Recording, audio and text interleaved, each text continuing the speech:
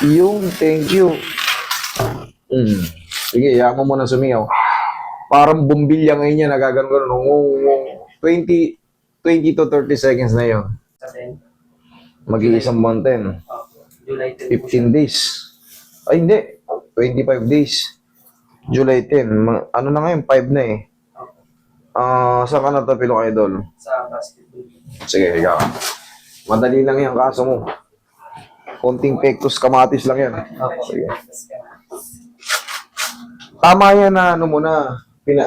Itong mga ganito, mag-iisang buwan na, tama yan na ipacheck nyo na kasi 2 linggo lang ang regular tapilok. Kailangan yan, wala na. Pero pagka mag-iisang buwan na, nararamdaman nyo pa rin, parang paulit-ulit yung, masakit. O, kita mo, masakit na masakit pa pala. Oh, hindi ko yung dininan ha, ginanyan ko lang. Kasi, gaano ba kalakas yung pindot ko na yan? Hindi. Alam mo kung bakit? Dito ka, Carl.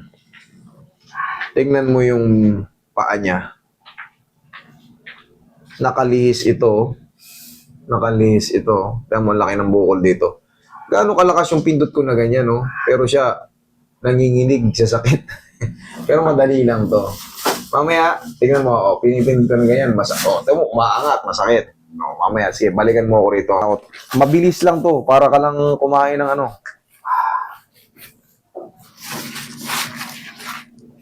Huwag mo lang lalabanan. Ibabalik natin to nakalihis na to. Huwag mo lalabanan. Malakas ata yung pagkakatapilok mo, kaya ganito.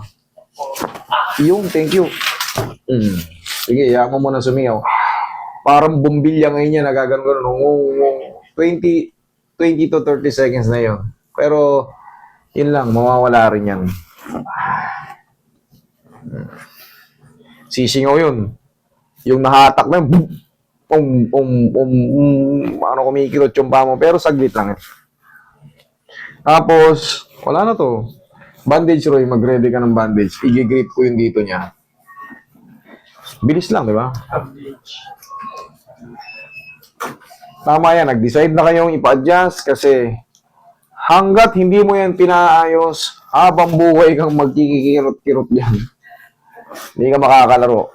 Ito, ang ano nito, ang kahihinat na nito, after 2 weeks, 3 weeks, nasa court ka na ulit. Pero pag hindi mo pinayos to, kahit taon abutin, hindi ka makabalik sa court. Final, last na, pangdiin sa talos. Ito ang pangdiin sa talos. Huwag mo lalabanan. Thank you. Oh, hindi na masakit.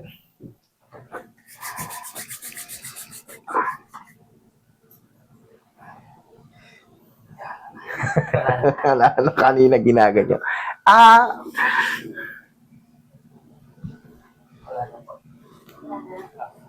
Oh, 'di ba? Kanina isang ganon ko lang, oh. Meron pa 'yan pero manipis na. 'Yun na ang ibig sabihin nun.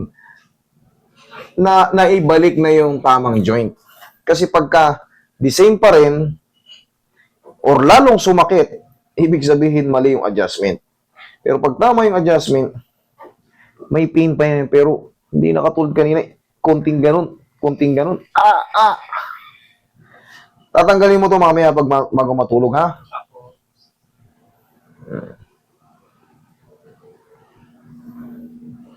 Tapos, bukas, pag naligo ka, ibalik mo lang ulit yung bandage. Kaplusan mo ng pau, bandage ka lang ulit.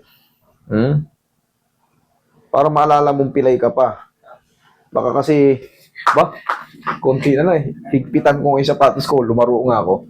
Huwag niyong gagawin yun kasi mapipilay kayo ulit. Kasi may swelling pa yan sa loob.